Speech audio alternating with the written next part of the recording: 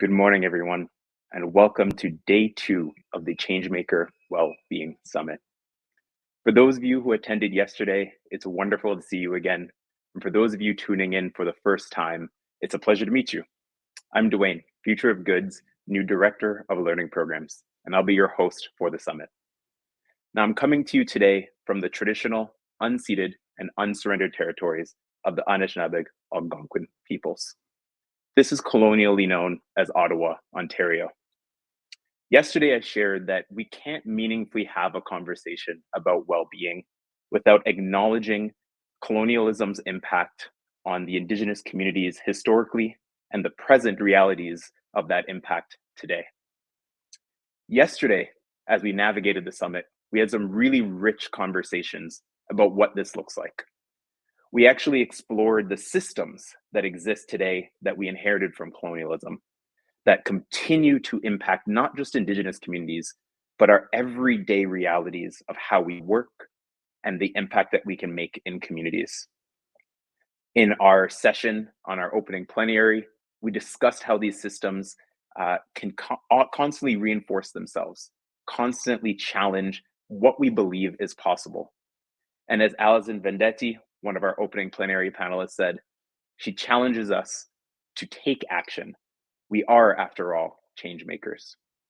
So as we're navigating the summit today, I encourage you to rethink and reimagine what it means to live in true reconciliation, what it means to lead with anti-oppressive action.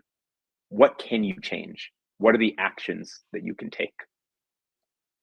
Now, today, we're going to be navigating a lot of really rich content and experiences.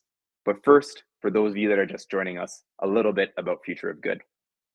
Future of Good is a fast-growing media and learning organization. Our purpose and our mission is to enable smarter social purpose teams, folks like yourselves, who are doing incredible work in their communities. We believe that folks like you need the support and resources and knowledge to amplify the impact that you can have.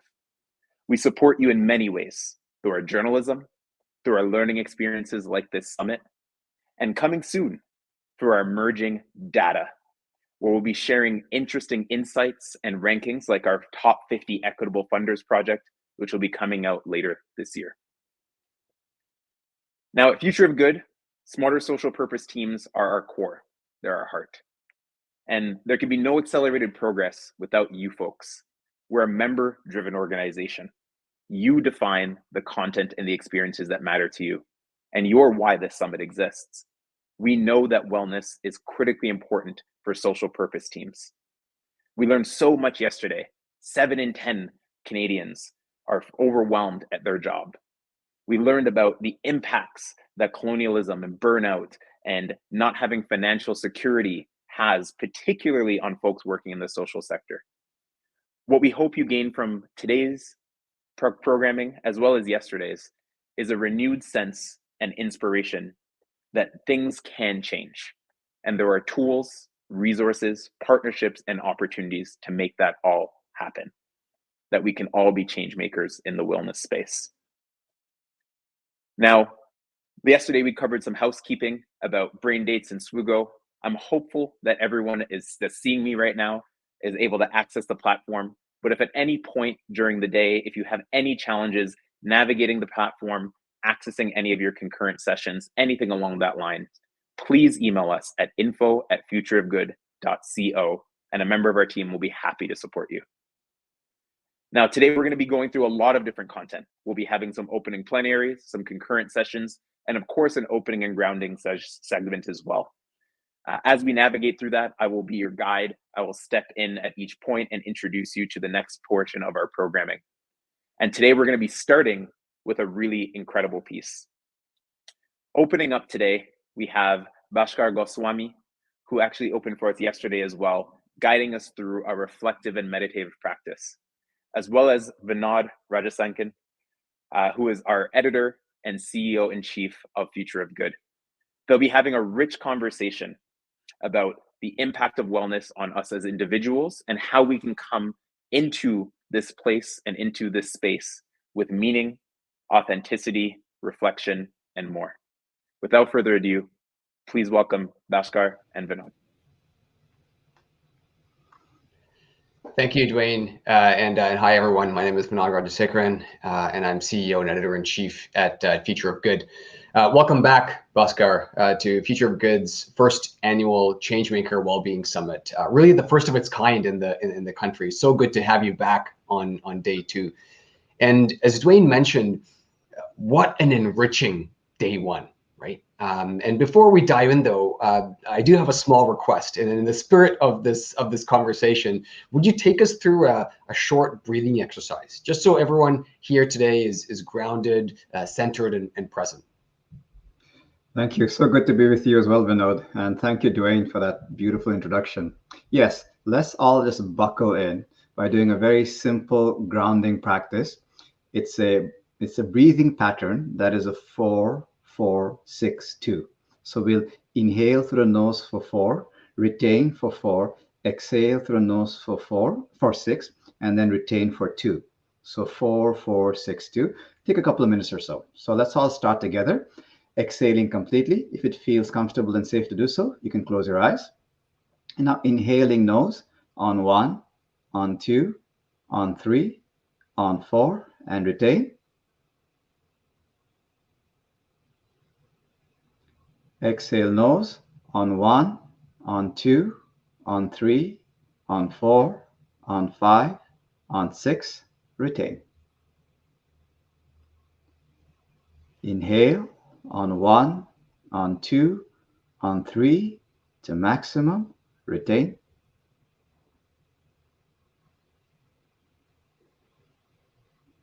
Exhale on 1, on 2, on 3, on 4, on 5, on 6, retain. One last cycle. Inhale on 1, on 2, on 3, on 4, retain.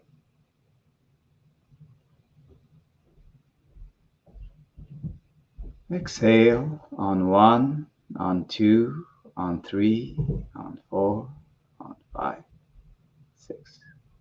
Come into a natural breath. And with the in-breath, gently opening the eyes, just notice how you feel. Quality of body, quality of breath, quality of mind. And imagine how it would be if all the meetings in the world started with those 2 minutes. The depth and richness of the conversation that would follow. Right. Thank you so much for that, Bhaskar. I know there's a lot of task switching, even in the morning, as we all just get going, and I find this breath work really, really helps.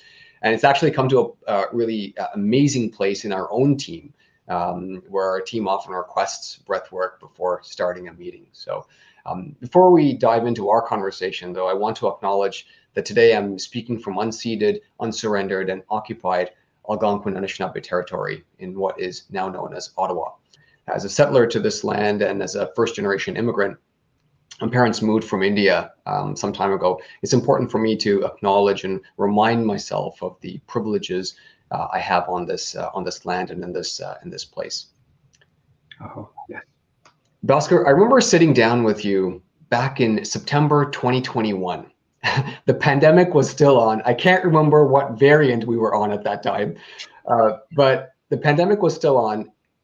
And I remember passionately exploring with you that well-being is still a fringe topic, and a taboo topic in the social purpose world.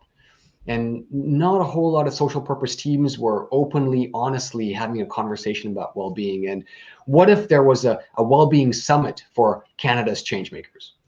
And here we are a couple of years later. As Dwayne said, your talk yesterday was the perfect kickoff to the Changemaker Wellbeing Summit.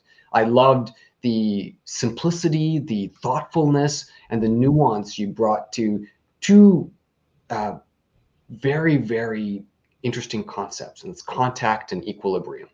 And participants, speakers referenced this throughout the day. It was phenomenal. Just so interesting to see how these concepts of contact and equilibrium made their way into concurrent sessions and brain dates and plenaries all through the day. And But today, though, I would like for us to get super practical. Changemakers are busy people, and we're in this hyper busy world. Not that we all need to be, but we are in that era of busyness. So I'd love to get into some everyday self-care practices with you that can help enable equilibrium and contact. Some folks call them well-being hacks. I don't know if we can still say hacks. Is that still a term that's being used? Well-being hacks. Amazing. Okay, so let's get into some well-being hacks this morning. Okay, I want to first start by expressing that. Yeah, what does it look like to practice self-care? Things that you spoke about yesterday, even listening to understand, practice breath work. And then I've also been thinking a lot about other things like food and sleep and movement and curiosity. And then what about smiles, right? All of these are connected, right? So maybe I'll start, Bhaskar, with a personal question to you. I wanted to ask you this after your talk yesterday, but when you reflect on your well-being, what do you care most about these days? Yeah, there's a quote by, I think, the Dalai Lama. He said, you can't be peaceful inside if there's fires all around you. So it's like you want to put out the fires around you so you can be peaceful inside. So what I care deeply about is, it so happens, my experience is I know what it is to be a change maker. I founded 2 award-winning companies, as you know, all around creating impactful change around wellness in the world. And I also know what it means to live a busy life. I have a family of 3 children. I know you have children too. So balancing all that stuff, and on top of that, how foundational well-being is to be an impactful change maker. So what I care deeply about now is really being that change maker whisperer, to allow them to really create their wildest dreams with the least amount of effort and the most amount of impact. And their inner state has everything to do with this. So it's really about being clear on what the change maker truly wants, clearing all the stuff that gets in the way, all these obstructions and obscurities, and then cultivating all that you want to cultivate to move in that direction with effortless potency. So that's what I care about the most. And also to be an example of that, this notion of being very, very busy. Can we be busy like the eye of the storm or the Buddha in the marketplace kind of busy, where there's busyness around you, yet the state experience is one of calmness? Right. That the sort of the inner state work that you mentioned is really timely, because we actually have a plenary coming up later today, and an in-depth interview with Rhonda McGee, who's the author of a really, really well-known book, and it's on the inner work of racial justice. And so this is going to be a really neat conversation that's happening later today. I want to, Bhaskar, talk a bit about the start of the day. Right. There has been for some time all kinds of morning routine hacks, and the internet is flooded with this stuff. There's all kinds of ways that people start their day, but how can we better prepare ourselves for the day ahead? Many of us, go into the office now, but many also work from home. And what are some of the morning routine hacks that you've seen are really effective? Okay, let's dive into this. What I expressed yesterday, the principles of contact and equilibrium, they are cultivations. They don't just happen by knowing about it. They are worthy of cultivation. So the question is, how do you cultivate these qualities so that they become a default setting? And you're right on. It's really about the morning time. The morning time is the real game-changing time for change makers, because the vicissitudes of life, the day can flow in unimaginable ways, but most of us have some say over how the morning begins. And very often that simply means maybe going to bed 15 minutes, 20 minutes, half an hour earlier. So it's really about how you go to bed that gives you those precious moments in the morning to essentially invest in yourself. As the saying goes, if the bank is empty, where's the money coming from? right? So you got to fill your bank up in the morning, the bank of compassion, clarity, patience, contact, equilibrium. Then when you go out in the day, you become an expression of these things. So the morning time is critical. So how to make best use of this morning time? When we talk about well-being, there are multiple dimensions to this. From gross to subtle, you have the physical well-being of Oscar, the. do we all need to be like early risers for this to happen? Well, it depends on when you start your day. It really depends. So if you start your day at noon, then give yourself, it's really about giving yourself some time when you wake up. When you wake is up to you, what's conducive to you. Me having little children, I woke up at 5 a.m. this morning. I always do to do my morning practice. That's my lifestyle. Everybody adapts it to their lifestyle. The game is really to give yourself the time in the morning. Let's say you give yourself half an hour in the morning. How to Right. make best use of this half an hour in the morning? So we want to look after our physical body, the structure. There's something called the 5 S's of physical fitness, which is strength, speed, stamina, skill, suppleness. So you want to have a good foundation on all these 5 S's of fitness. And this could be, for me, I'm a big fan of yoga because it's a very comprehensive way of opening up the body. If you only have a few minutes, just doing a routine called the sun salutation. It's a very classic routine. You can YouTube it, everybody can find it. Just doing 3 to 5 cycles of that really helps to wake up the body. That's an excellent hack, if you will, to wake up the physical body. Then you also, it doesn't end there. Then you can do some maybe cardiovascular things. We have the ergometer, the rowing machine back here. We have a boxing thing in our warehouse. Any kind of swimming, running, whatever it is to get your heartbeat going. Could be just doing burpees or jumping on the spot, wherever it might be. Doing some strength training as well, the classic push-ups, sit-ups, chin-ups, dips, squats, that kind of stuff. Basic things. So doing any variation of waking up the physical body. Then you also have your energetic body, the vitality, the animating principle in the body. How do you optimize, let's just say, the battery power of your body? And breath work is extremely powerful for that. So there are some breathing techniques that really help you supercharge your body. A lot of subtleties and nuances. I literally give like 4-week workshops on this. Then you also have having the right mindset. So mental clarity is very, very powerful. So this could be, of course, meditation is extremely powerful for that. And there are many different forms of meditation. And you also want to look after your emotional body as well.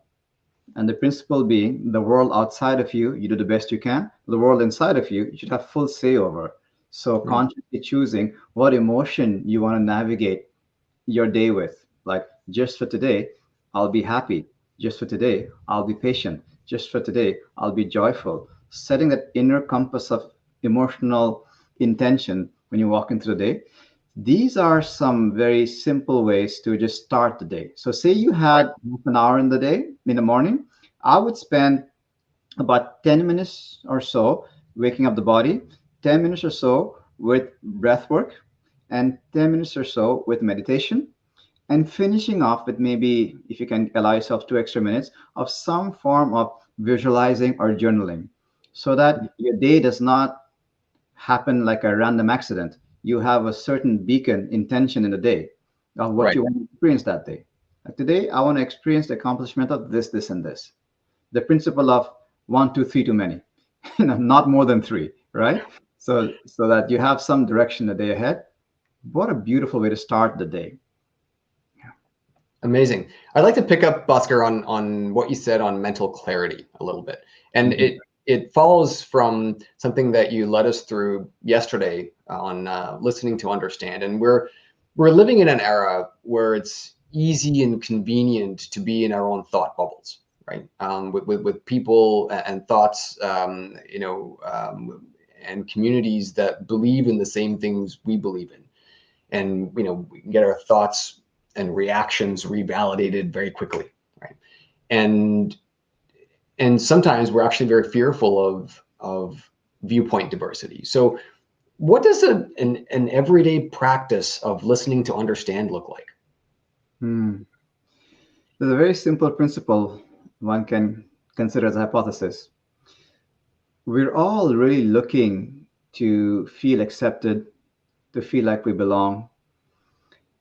And we care very deeply about our self-esteem and our self-worth and how we're viewed in society. It means a lot to us.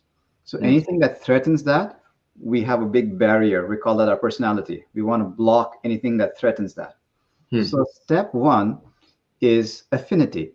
Whenever we're in contact with somebody, that contact has a quality of affinity, which means I'm your friend, I mean you no harm, this is a safe place. So creating the foundation of affinity is really fundamental to good, clear communication.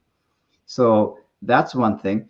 And the second thing is when you position yourself as an ally for their self-esteem, their self-worth, their sense of prominence, then the temperature goes down. The shield kind of goes down.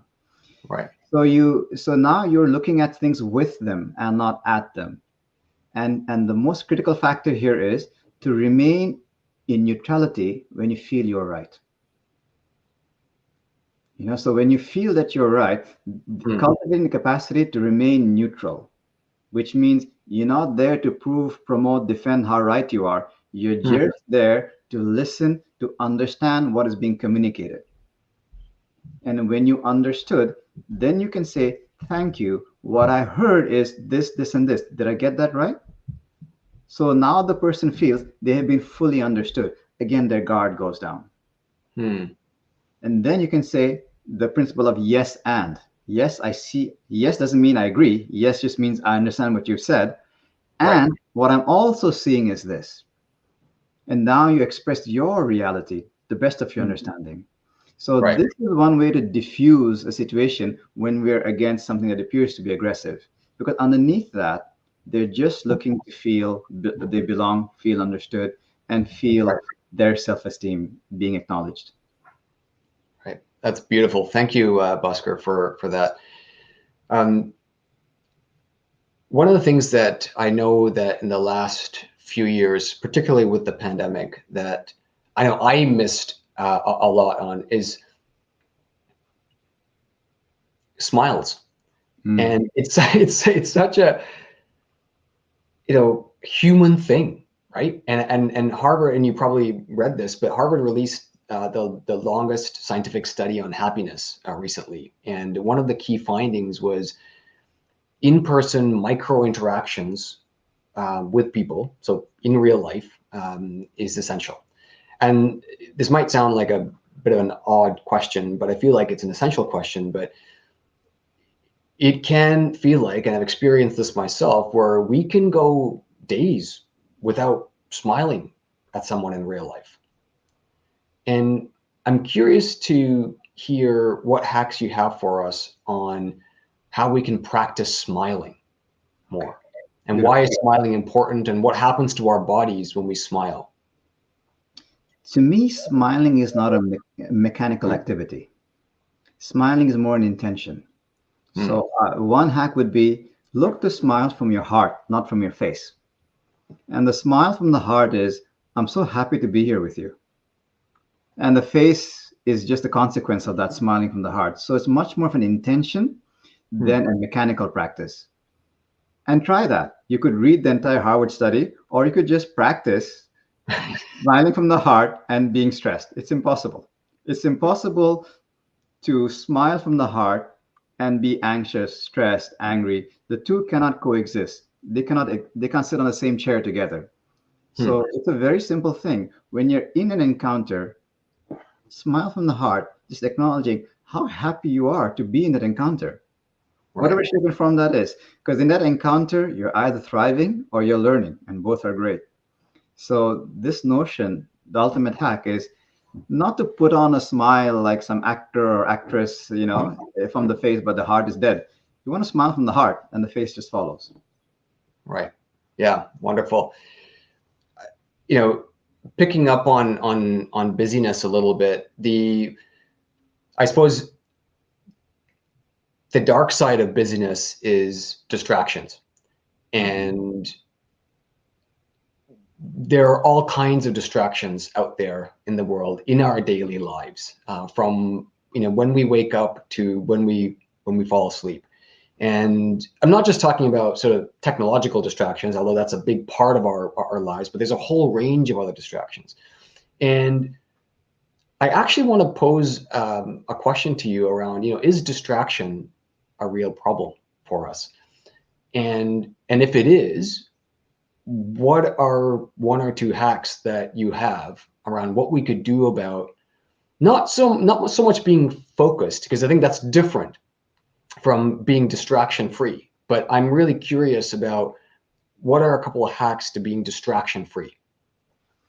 You can consider a very simple equation. The greater the clarity, the less the distraction. The greater the clarity, the less the distraction. The more clear you are on who you are and what you want, the less you'll be distracted from that. So whatever makes the boat go faster that way is what you do. So it's not going on LinkedIn or Instagram or Facebook is no longer a distraction. You're using it as a tool to get to where you want to get to, as opposed to moving away from what you are. So fundamentally, it's about lack of clarity around who you are and what you truly want. So when that is not potent enough, we get distracted very easily. When that is like a diminished contact with our, the word dharma, our purpose, what is ours to do, then we do things that are not ours to do.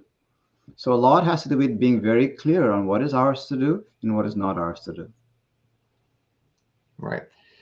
We just got a couple minutes here, so I want to wrap up with a final well-being hack question. So, what is a final well-being hack that you'd like to leave changemakers with? We've talked about smiles and distractions and listening to understand, but is there a final well-being hack that you'd like to leave us with? Yes. See well-being as brushing your teeth or going to a dojo to get better at a craft. It's not something you just listen to and learn. So you want to create an environment where that well-being becomes a sustained practice. It's in the cultivation. If that means being in a group, doing it with a friend, hiring a coach or a mentor, do what you need to do to cultivate this like you've cultivated brushing your teeth. Right. Amazing. Bhaskar, thank you so much for joining us again on day 2. All of this was extremely insightful, super thoughtful. Thank you so much again for making time. Dwayne, I'll turn it back over to you. Thank you. Thank you, Bhaskar and Vinod, for that amazing opening. Bhaskar, you had an incredible ability to really ground us in well-being as we engage with this content. And I'm sure that many of our changemakers will use some of those hacks, if you will, that we've been navigating this morning throughout the day and throughout their work moving forward. Now we're going to be wrapping up this session and heading to the next session, which is our opening plenary on new views of mental health. We'll see you over there.